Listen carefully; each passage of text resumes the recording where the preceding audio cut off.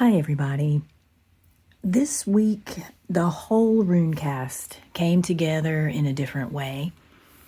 So it's going to take me a little bit of time to work through how this was different. And I absolutely had the feeling that it's different because of the season that we're moving into, the dark time, sooner than we think it will happen in the wild hunt. And I'm going to do a clip for y'all on what this season comprises in terms of like pivotal days in the Northern tradition and how people honored them historically, and many people do still. I am in a boot. Again, it's a surprise to me too, but that means that things are still going to be moving a little slowly for me for a while. So thank you for your patience, and let's go. So this Runecast came together with this card first. This was the first thing that wanted to come out. I like to pull out the Morbid Curiosity deck, and this one is the first deck. There is a Memento Mori second deck that comes with it, and I want to point out this is not an oracle deck. This is purely like prompting yourself around feelings about death and different aspects of death. Part of it is booked as a game. Your mileage may vary, but this was the card that came out and led this cast as we move into our first week with Hagalaz this year and our first week in the second aett. So let's talk about that for a little bit first. What final wish do you want carried out after your death? I'm going to sit on that for my own answer for a little while because I don't feel like it's related to the Runecast. But as I sit with that, I'll let you know. I think that's an important question to ask, really anytime, but it's so on point for moving into Hagalaz. The other day, I posted a reel on TikTok because it was too long to put on Instagram, which makes me sad because I do really favor Instagram. But if I think to, I'll upload it to YouTube. But you can find it on TikTok where I'm talking about my wrap up on my experience with Wunyo. I have felt that it's more poignant for me to not so much talk about how we move into the next half-month rune, but processing how I'm coming out of the previous one. And I talked in that reel a little bit about how moving from Wunyo into Hagalaz is just rude.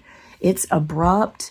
It's probably the most significant cliffhanger in the Elder Futhark. I mean, you can make a decent argument for moving out of the second aett into the third one. I will hear that.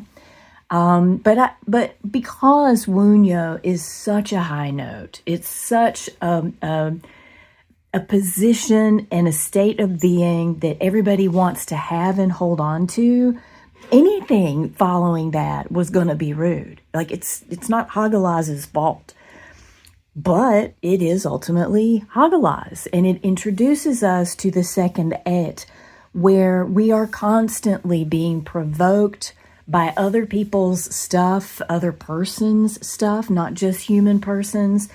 And more than that, not like that's not enough, but at this point, we start amassing internal stuff. We start reaching the point in life where we don't get to just automatically process our trauma. And we haven't even maybe necessarily had trauma. I can hear that either way in the first aett, because I think the movement into Fehu and Oruz and Thorazaz is pretty freaking traumatic. Like we're talking about cultivating our inner unconscious and the ramifications of not doing that. And in this culture, we're really talking about the ramifications of not doing that because we don't. It's not important in this culture. And so we're kind of pointing back to the beginning of the first aett, moving into the second aett. If we don't have that stuff nailed down then we have amassed internal, maybe trauma, maybe just not so well developed inner unconscious, inner worlds. And so we're not just dealing with the crossroads, the continual intersection of other people's agency and impact clashing with ours, but also the impact that we have internalized that we don't know we have. Like we haven't realized that that's what's driving the bus yet. And so I feel like that is kind of getting poked a little bit in the second aett also. And Hagalaz is more Jotnar than it isn't.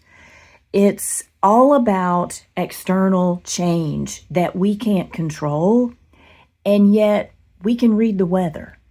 Like, we see the weather that's coming. It's not necessarily change that we didn't know anything about. It could be. I've read good sources both ways, but there's still this experience that changes change. And this isn't just like I broke a nail kind of change. This is like real abrupt, life paused, have to think about how we're going to adapt and move on kind of change. And it really is the moment, like I talked about in the TikTok video, that we have to be able to call upon Rune.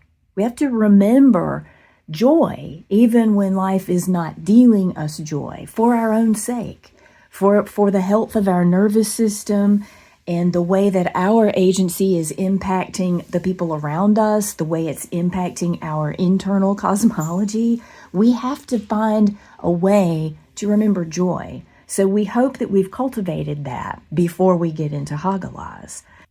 The rune that is sort of describing the best way that we can work with Hagalaz this week is Kenaz. And Kenaz is about torch, it's about flame. It's also in, I believe, later poetry about kenning verses, and also keening, which is wailing, like from the depths of your soul, wailing. Not joy, in other words, not joy. And yet, Kenaz is about this experience of realizing that we burn for something.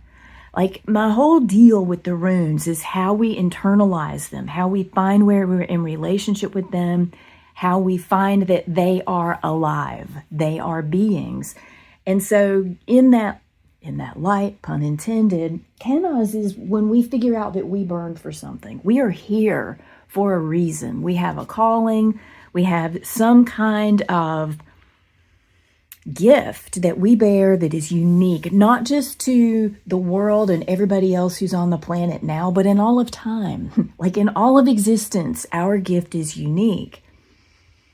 And our whole experience here, dodging and getting bumped into in the second aett, is how we're still going to bring that. How are we going to manifest our calling with the shit show going on that is the second aett? And I feel like a significant part of that burning is also yearning. Part of us remembers being soul before form, and part of us grieves that continuously as long as we're in form. Like, this is what we read, this is what poetry is about. This is what so many of our literary classics and our tropes are focusing on, this human yearning that we can't describe. And that Alex, who's been in the Rune Vitir class for a while, mentioned the other day in a conversation, restlessness. Ask him about that.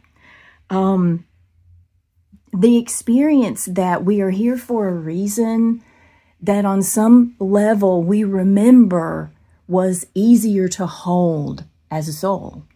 It was easier to be in relationship with whatever the depth of consciousness we needed to potentially make that yearning manifest into calling. It was easier when it was a thought form and we were a thought form. And then we got here and realized how challenging it is to actually make that happen and to stay the kind of being that we remember wanting to be able to make our calling happen. That's what I feel like Kenaz is reminding us of, despite what turmoil Hagalaz has in store.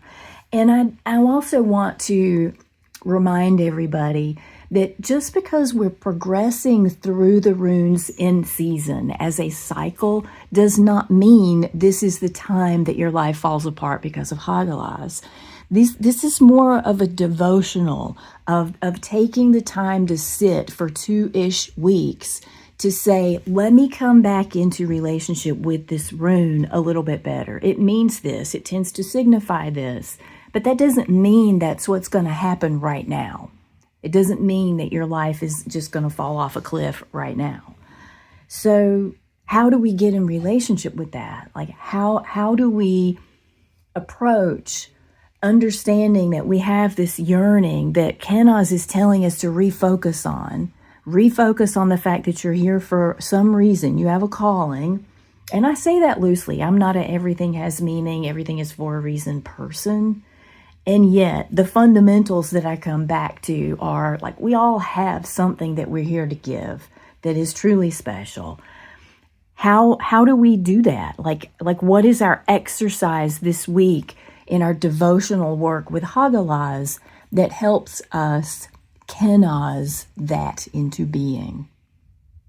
I think this is a reminder to come back to joy, recall it in our system, and be able to have like plans in place as much as possible. What you can plan for, do, and what you can't, that's what your skills are for.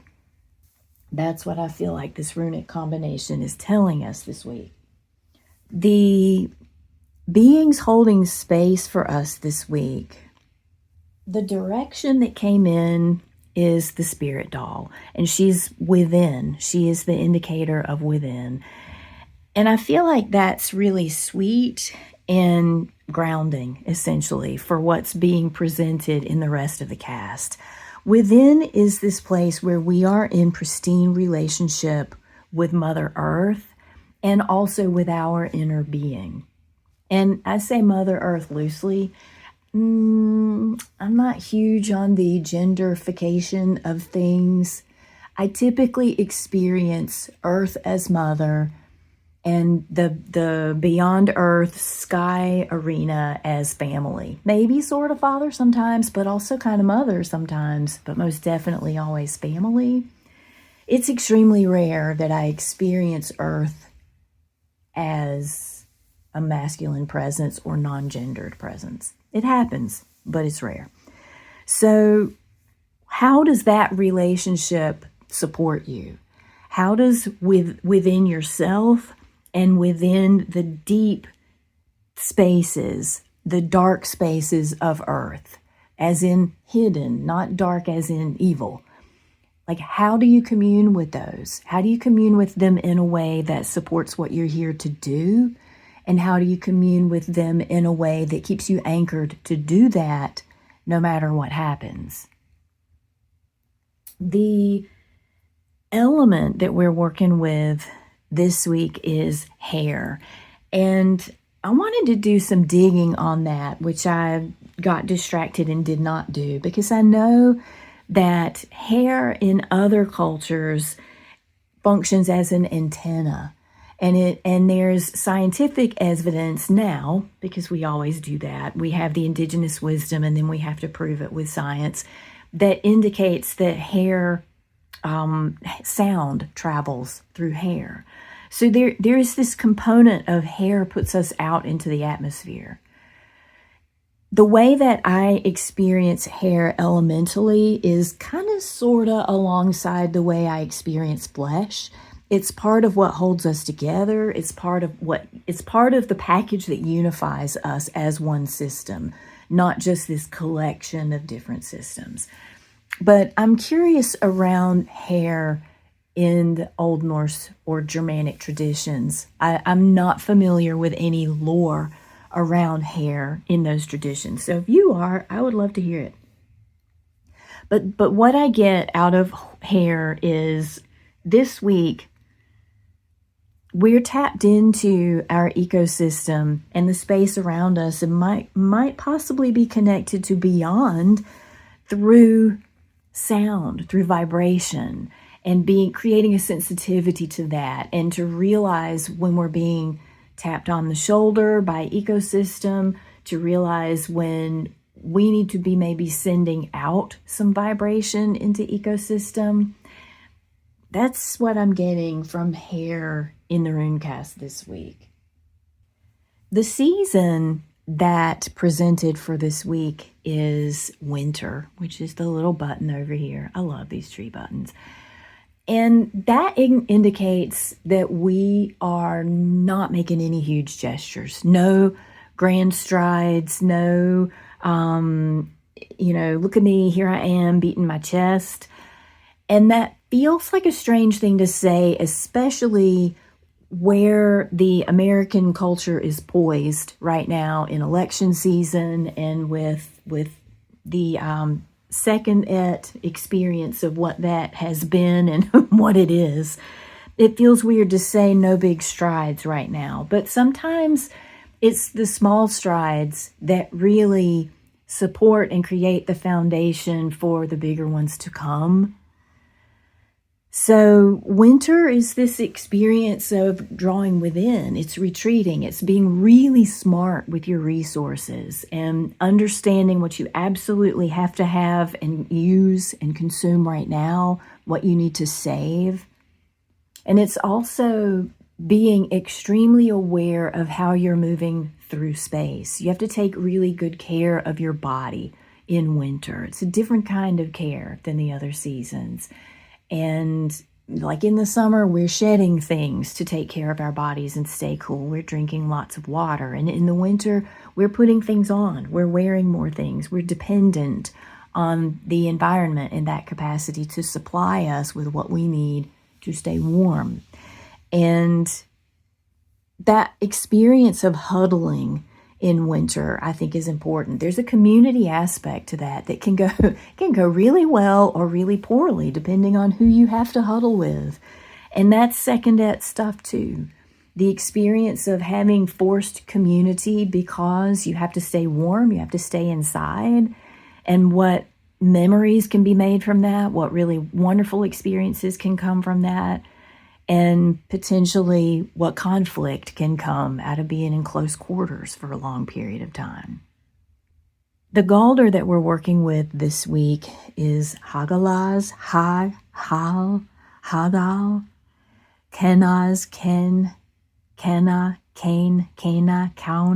Kauna.